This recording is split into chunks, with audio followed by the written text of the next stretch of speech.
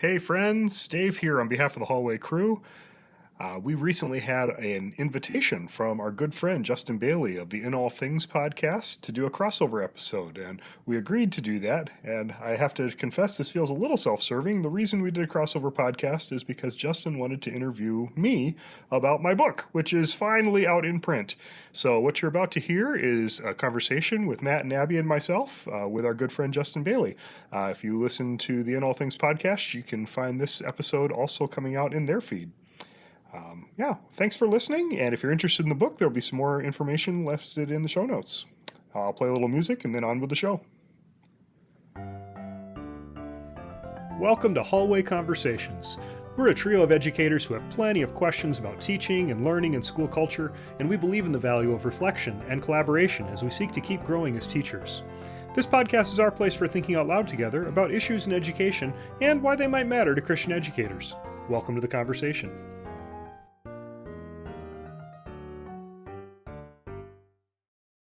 All right, well, welcome to a live recording of a collaboration between two podcasts, the In All Things podcast and the Hallway Conversations podcast. I am Justin Ariel Bailey, and I am the host of the In All Things podcast, which is hosted by the Andreas Center at Dordt University, and I'm joined here by all three co-hosts of Hallway Conversations, but one of the co-hosts is actually our feature guest for today, and that is Dr. David Mulder, who's the author of a new book, which is called Always Becoming, Never Arriving. But I'll let the other two introduce themselves before we start asking Dave questions about this book. All right. Hello. My name is Abby DeGroat, and I teach with both Dave and Matt in the education department at Dordt University. And just a pleasure to be here to talk about Dave's book. Thanks. Yeah, my name is Matt Beamers. I teach in the undergrad and graduate education program, and also just want to say thanks to the Center for the Advancement of Christian Education for sponsoring the Hallway Conversations podcast. Yeah, it's so cool to be here together. And Dave, it's cool to hold this book, which I know you've been working on for a while. Thank you. It's gone through lots of iterations in draft form with students. And, That's right. And now to be holding it in our hands and talking about it's got to be really exciting. It is, I said to somebody else, it's surreal, but in the most delightful way. Yeah. Well, let me just ask you the first question then, and then we can turn it over to your other co-hosts. But one of the primary audiences for this book, obviously, is Christian educators who are just starting out to explore their vocation. But I think this book probably has even a wider audience for that. And I'm wondering what you think you want a wider audience to know about the craft of teaching. That's what you call it, the craft of teaching.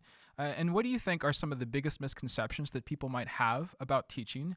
And as you have been doing it and teaching others to do it for all of these years, what have been some of the biggest surprises about it? Yeah. That's a multi-layered question you asked, Justin. Pick any of the three aspects to it. So I'll maybe start with just the intended audience. I wrote it with introduction to education students in mind. So people right at the very beginning of their career, they're just discerning their vocational calling and whether that includes becoming a teacher. But I would agree with what your assessment. Thank you. That's a kind assessment of it too. I think anybody who is intentional about living out their discipleship through their work as an educator, I think anyone, if that describes you, I think you'd benefit from reading the book. That's my hope anyway. I think to your question about the craft of teaching, I think this is the joyful work that we get to do as educators. It's hard work. It's hard. And teaching Christianly, and I'll maybe say more about what I mean by that too, teaching Christianly, this idea of I'm going to take my faith really seriously in my teaching practice, that actually my teaching practice is motivated by my faith perspective. I think the words of John Van Dyke, who was one of my mentors who taught at Dordt years and years ago, he said that might be the hardest job in the universe, actually, to try to give full-voiced support to this fact that Jesus is Lord in my classroom. And like the implications of that and how it plays out on a day-to-day basis are not to be taken lightly. Wow, yeah. So I don't know. Then to your misconceptions from outsiders, and then misconceptions. I think maybe I said teaching's hard. I mean, maybe that is one of the misconceptions I see. I think there's a cultural narrative that teaching. Well, you kind of get the kids to sit down in their desks and you give them something to read and maybe grade some papers. And how hard could it be? Have them grade each other's papers. Yeah, right. And I think that's Yeah, I mean, it's a myth, right? Anybody who spent any time actually in charge of school. For people who think teaching is easy, I would really love them to sign up then to be a substitute teacher at their local public school. I think that would be the best thing for them. You know, I've heard it said before that we've got like the Peace Corps or the, you know, kind of America Service Corps or something like that. It's like, well, what if you'd have something like that? People would maybe value the work that teachers do a whole lot more if they've had that firsthand experience of just how demanding it is. And for people who think that teaching is just kind of glorified babysitting, well, you're wrong. You're wrong. This is the hardest job. It's the best job. I love it, but it's not easy. Yeah. And what about surprises? So as you both, you know, both sides, you've spent a lot of time in the classroom, but now you teach others to teach. What are the most surprising things that you found in the course of your time? So this is a joyful surprise, maybe. I think the courses I teach in education, I feel like they always have to work on two levels. Like I look around the room here, we're recording, like we've got colleagues who teach nursing. I know nothing about nursing, right? Colleagues who teach in theology. I know a little bit about theology, not right? And my content area is the thing I'm doing.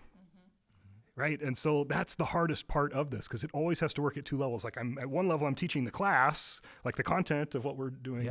And then I'm also always teaching them about how to be a teacher, like all the time, because that's my content area. And in the same way that a chemist is teaching how to be a chemist and a musician's teaching how to be a musician, right? Like I'm teaching how to be a teacher. We're like a magician trying to teach other magicians. You're like, you show them all the moves, right? And so they sort of know, oh, now I know what he's doing, you know. Sort of and there is a sense of that, right? And so I think that's one of the, again, it's a joy and a struggle, because I feel like I've always got to be on then. Right? Like I can't have a bad lesson. That's me putting personal pressure on myself. And like we all have bad lessons. Some days go that way after all. But yeah, I think maybe that's one of the surprises. And it's a delightful surprise. I mean that when I say that the joy of actually doing this work. Part of the pain, I say this in the book too, the pain of being a teacher is the public personal nature of what we're doing, right? Because it's public. You're always doing it in front of people. Like the work, that's the nature of it. You're doing it in front of people. But at the same time, it's intensely personal because I'm putting my whole self on display in front of people. And I think that's part of what makes it so challenging. And so for the book then to try to help give these, you know, future teachers or practicing teachers, that is part of their imagination that, yeah, this is really good work. It's really hard, but it's really good. And yeah, you bring your whole self into it every day in front of people, and that's what makes it good and hard. Yeah, lots of pieces there I'd love to pick up if we have time, but let me turn it over to one of my other co-hosts. Sure. Yeah, I have a question. So you talked a little bit about how hard the job is as a misconception. It reminded me of our colleague who is the student teaching supervisor. Our student teachers just finished their first full week. Right. Recently, and she had them do a response of how they're feeling, and then she put it into a Wordle, you know, where the common responses get bigger, and then the biggest word on that whole page was tired.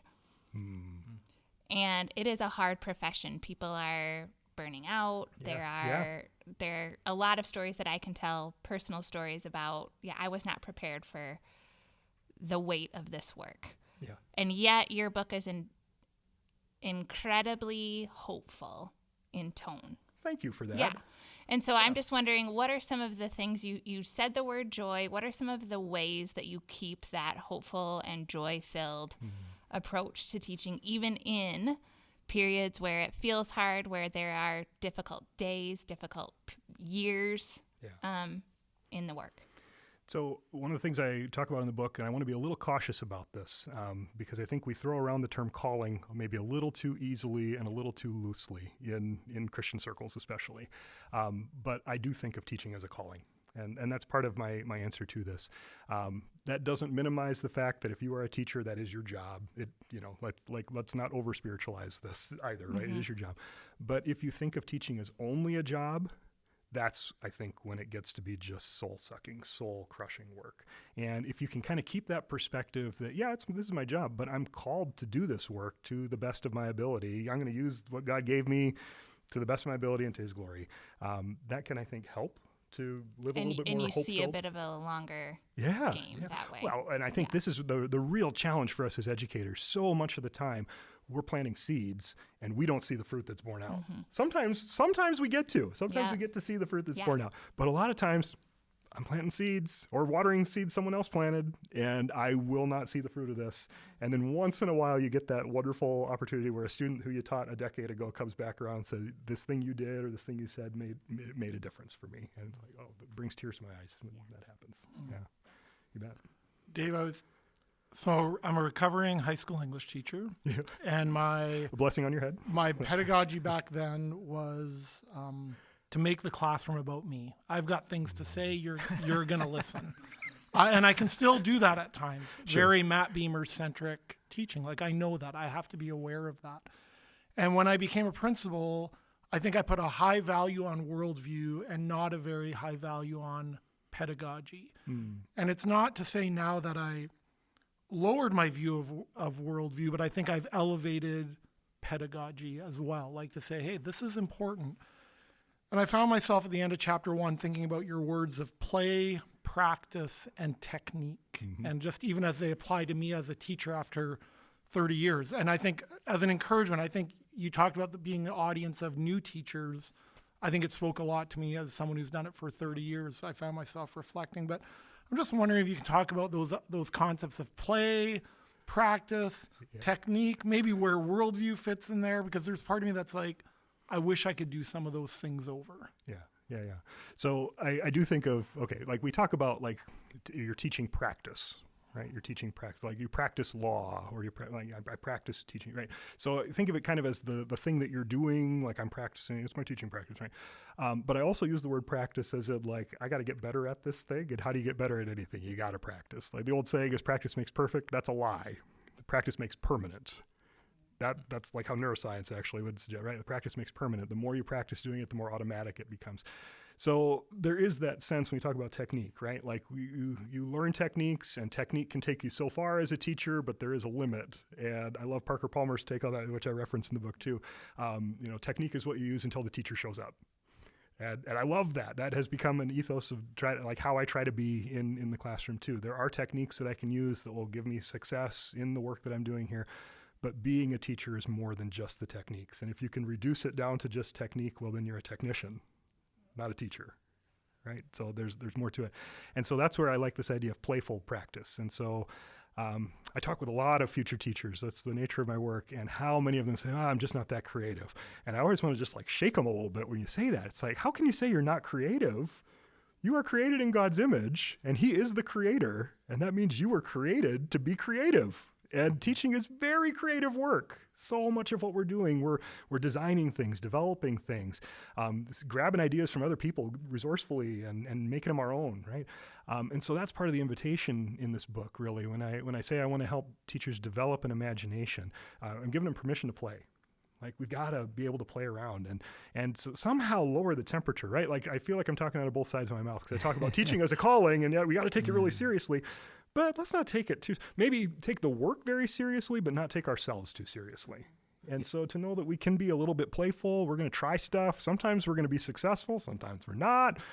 Of course, I want to be successful. Like nobody sets out to say I'm going to be the most mediocre teacher I can be, right? Like so you've anticipated what I was about to ask, because when we talk about calling, I mean, I think one of the reasons why you're worried about that word, or that we're worried about that word, is sometimes it feels like it freights our work with all of this gravity, right. And so that if you fail at it, you've now failed at your calling. You know what I mean? Right. You haven't just failed at your job; you failed at this existential reason to be alive.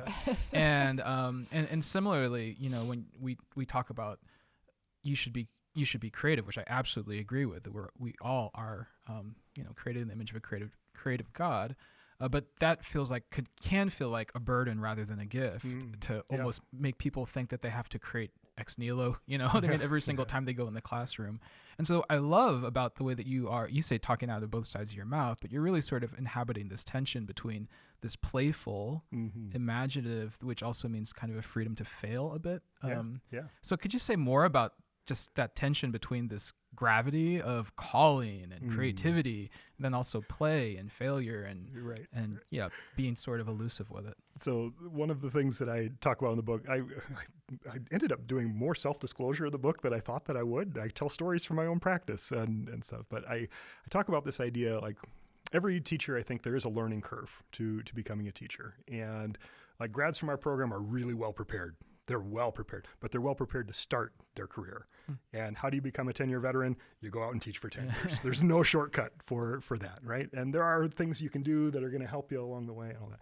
So I use my own story for that, right? I was not a good teacher when I started. I was not good at this. I've gotten better. I'm better today than I was 27 years ago, right? But I'm still learning too. And so that's kind of the idea of this, right? Like being able to say, I'm going to do the best I can with what I've got today. And I'm going to keep learning and I'm going to keep growing. Tomorrow's another day. And it's easy to say that. That is also kind of my natural disposition. I'm a pretty positive person, and like I can usually dust myself off and like pick up and continue on. But that idea of always becoming in the title of the book even is that like this is a process. I have not yet arrived. On this side of heaven, I don't think I will arrive. So it's that idea, always becoming and never arriving, that I'm growing in a direction. And the playfulness, I think, is part of that growth. Once I gave myself permission to play around with things in my teaching practice, it's kind of that idea, like the teacher starts to show up. Early in my teaching career, I would write out like a script, basically every lesson plan. I have a binder full of these scripts of my 6th grade math lessons from 1998 that I'm like, I wrote out like, here's how I work this problem, right? And it's so funny to look back at that now, but I needed that to feel competent walking into the classroom, right? Did you have notes like pause for laughter? You know, No, I didn't. I was not that funny either. So. But it is interesting to look back at that. There comes a point where, your plan, instead of being this, 2-inch binder full of scripts, it's like, oh, now my plan book is like, I actually use the old teacher plan book where I got these little 2-inch squares, and it's like, I can write my whole lesson plan in that little 2-inch square. And then if I look at some of those plan books from late in my career, there might be 3 words written in there, like the name of the lab that I was going to do with my 7th graders, or, the pages that I want them to read out of the textbook, and I know what I'm going to say about that.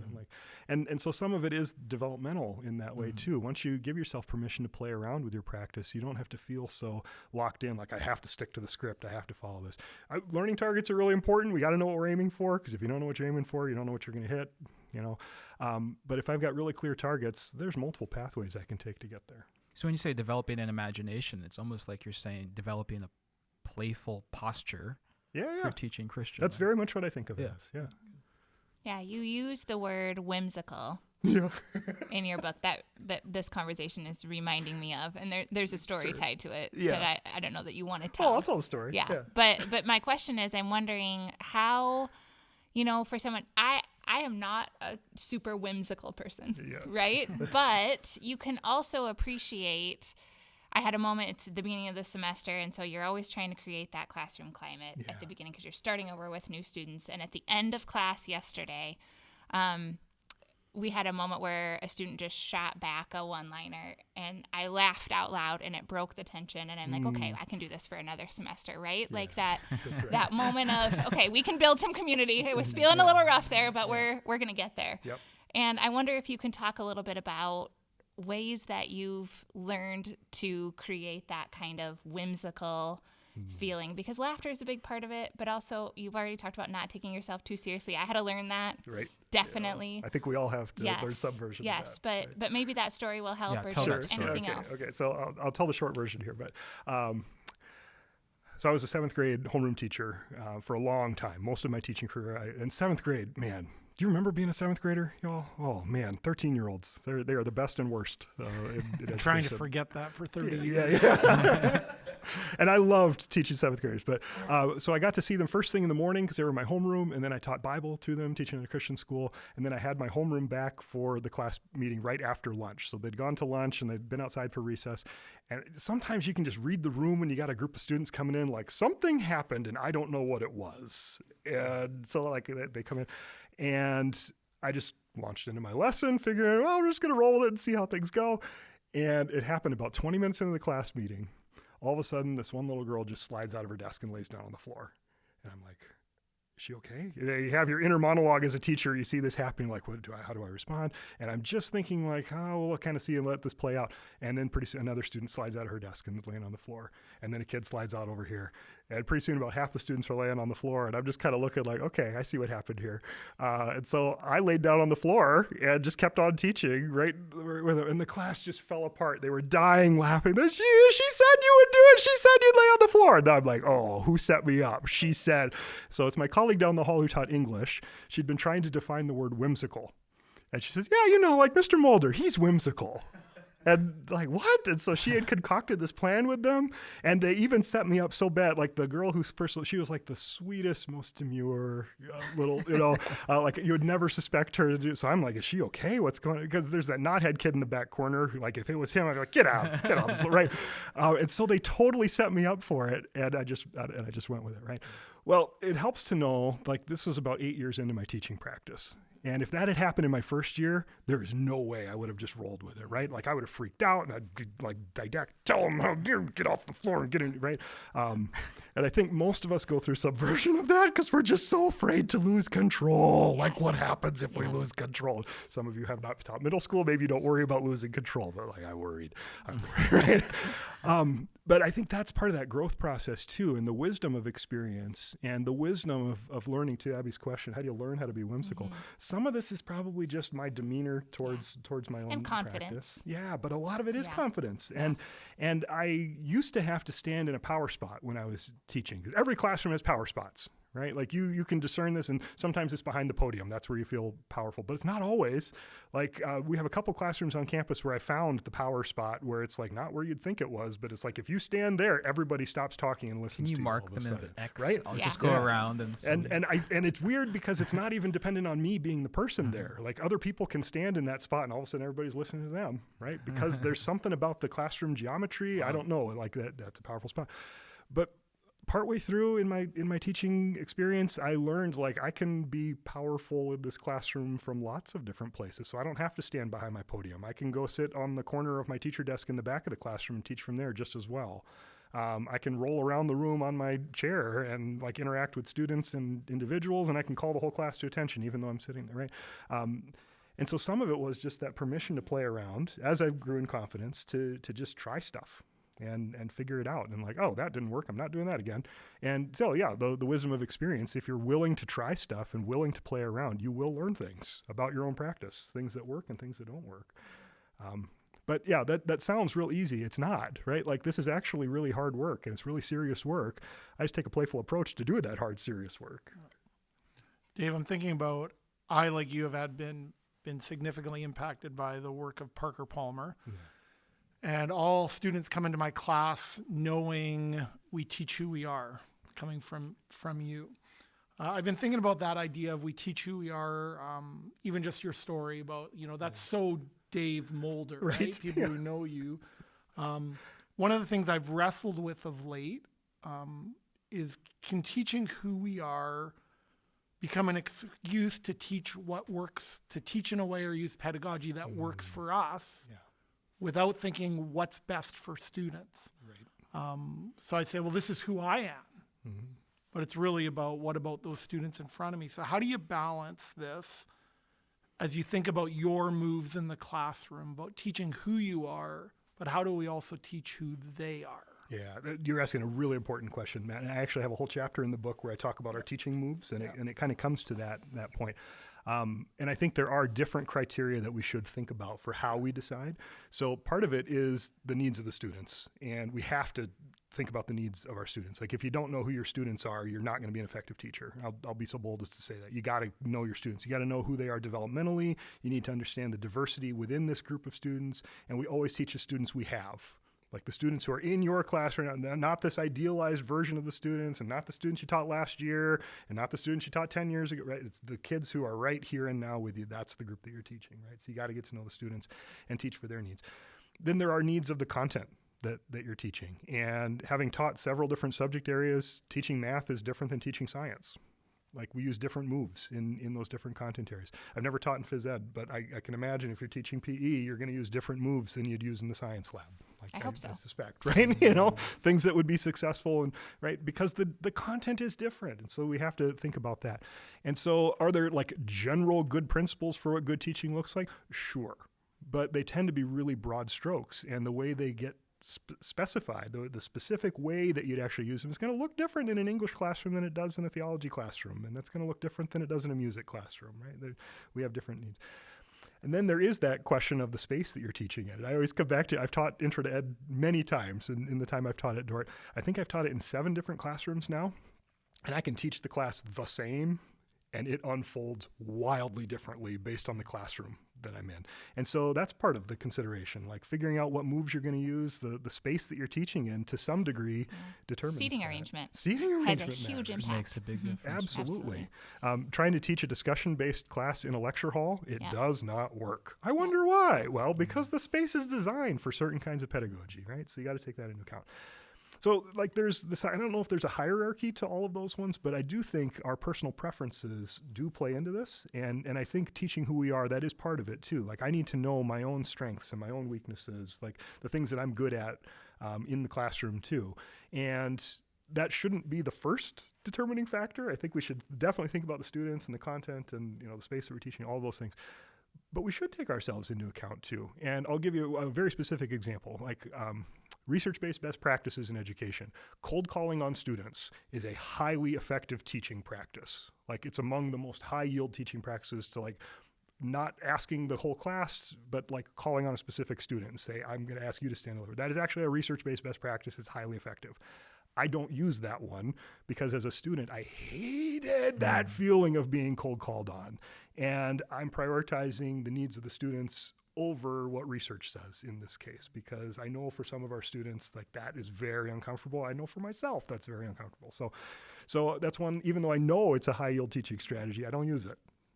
So I guess that maybe that's part of it too, like to recognize that we know we have our own gifts and talents and strengths and weaknesses too, and to leverage our strengths in ways that are going to do honor to those other areas maybe. So one of the big questions, maybe the biggest question in this book, is what does it mean to teach Christianly, Yeah. right? And, you know, a lot of times that seems, we like to talk a lot about what does it mean to do whatever it is Christianly, you know.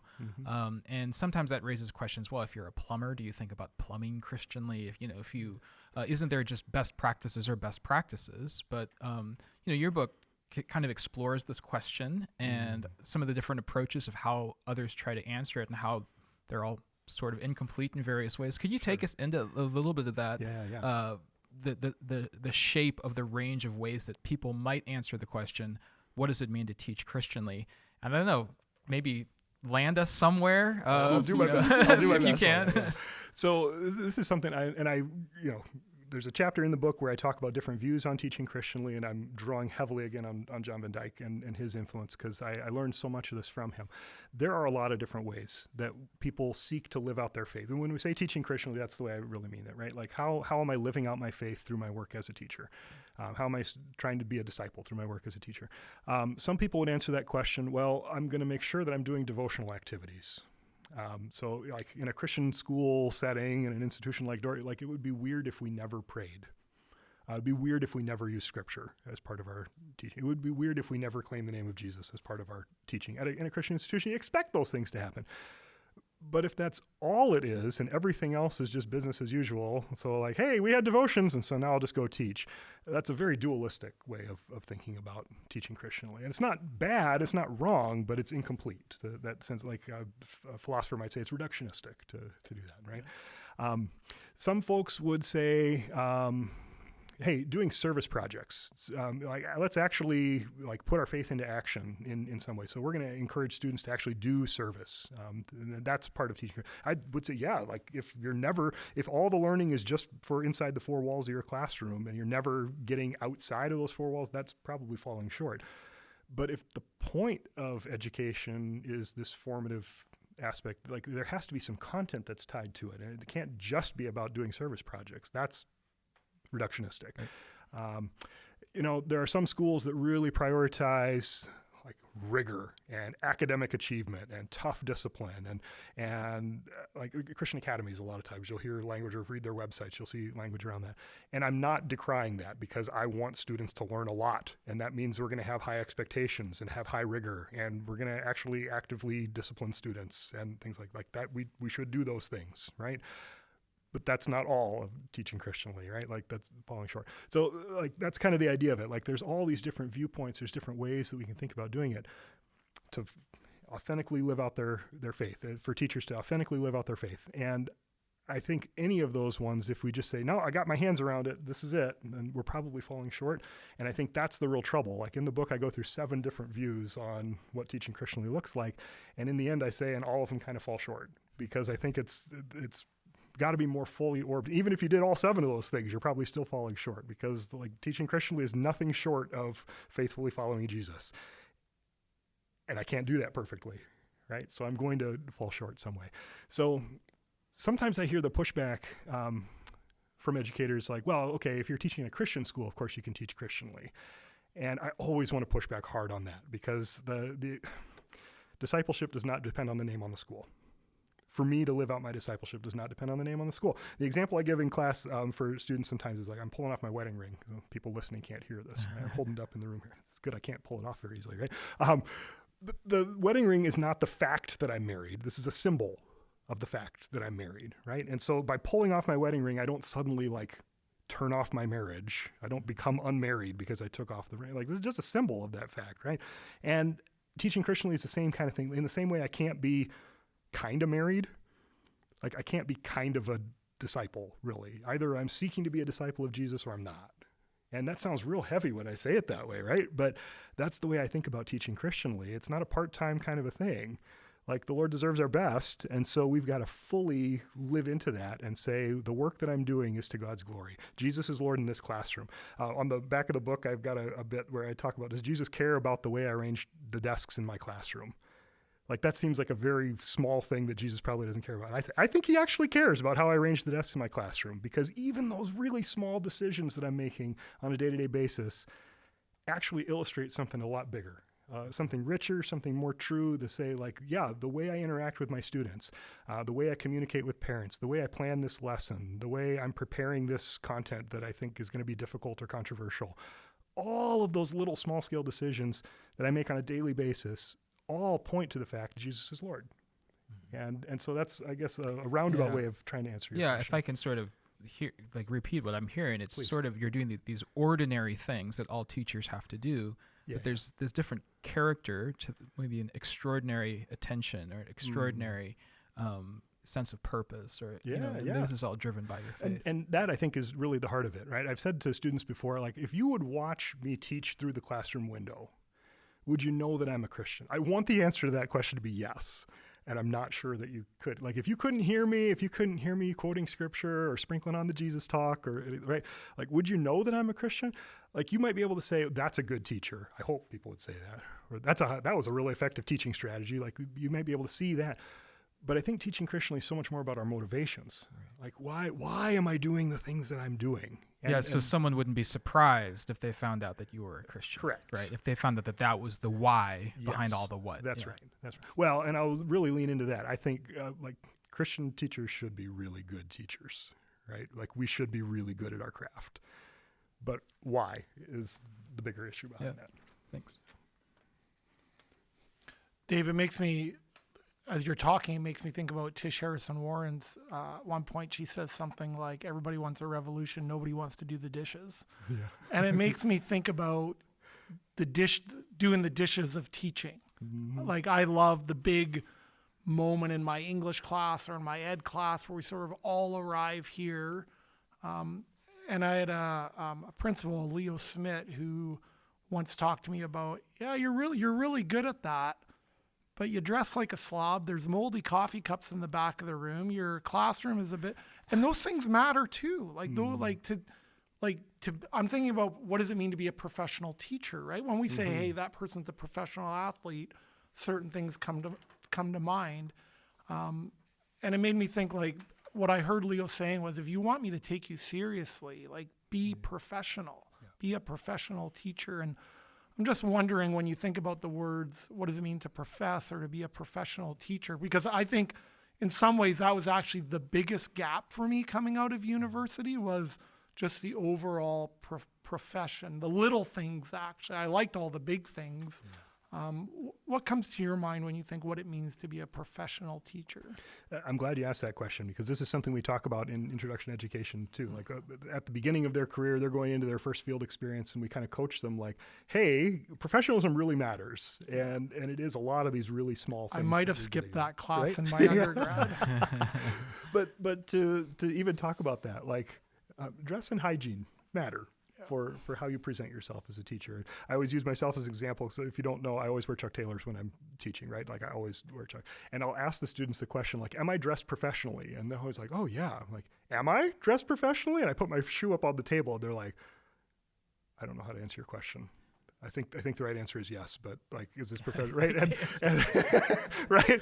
But to kind of push them on that and say, like, when I was first teaching, like I felt like I had to wear a tie to be taken seriously.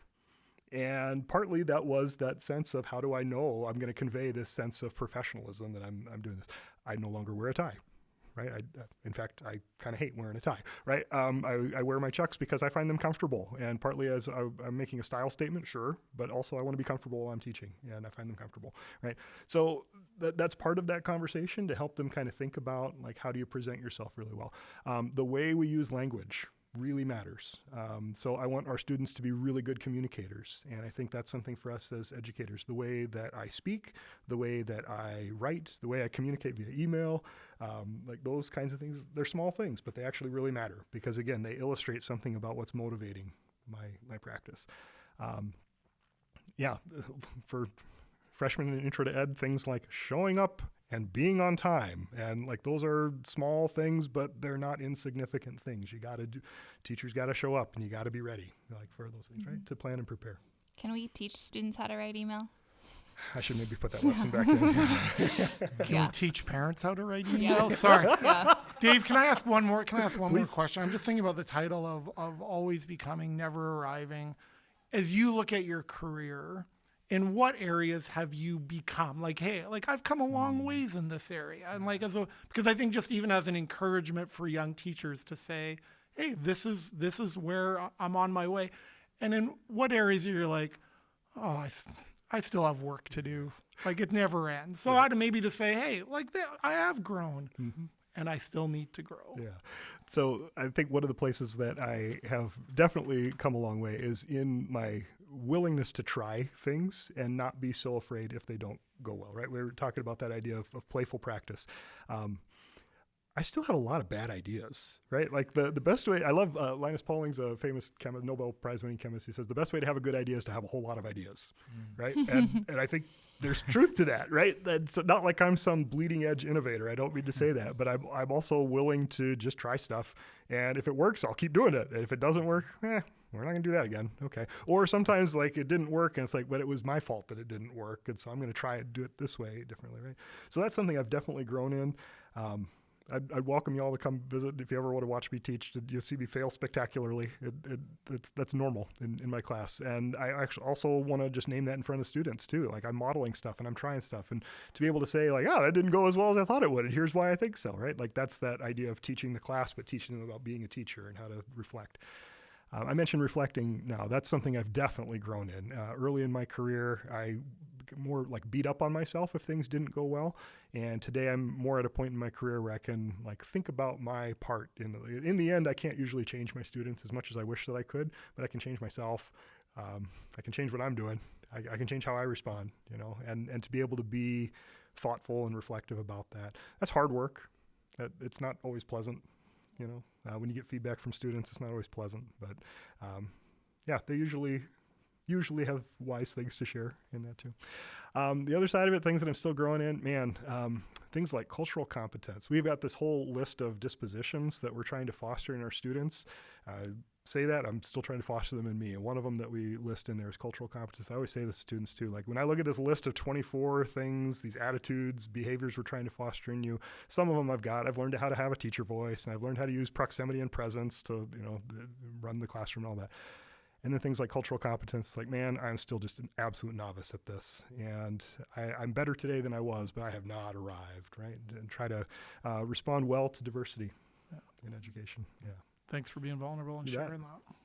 So we're kind of at the end of our time because we want to give the live audience here a chance to ask some questions as well. But maybe just this one way to finish would be to say that in your chapter about creating classroom culture and climate, you talk about these 4 pillars of hospitality, belonging, engagement, and joy. And I think we probably would all affirm you as a person who, especially all 4 of them, but especially in the 4th one, in terms of having joy-filled work and joy-filled teaching, is something that also, flows out of this book as well. And so we commend it to you, whether you are a teacher or not, listening to this podcast. There's lots to learn here. And just to look over the shoulder of someone who takes their craft incredibly seriously, it's worth a read. So thanks to Matt and Abby for joining on this podcast. Yeah. And Dave, thanks so much for being our featured guest. Yeah, absolute pleasure. Thanks, Justin. Thanks for having us. This podcast was literally dreamed up during one of our actual Hallway Conversations. Our music is by Ethan Mulder. Hallway Conversations is created and produced by Matt Beamers, Abby DeGroat, and Dave Mulder. Hey, we have a favor to ask of you. Would you be willing to rate this podcast or write a review in your podcast app? Or if you found this conversation interesting or helpful, would you consider sharing it on your social media? Those things really do help podcasters out, and we would be so, so grateful. Thanks for listening, friends.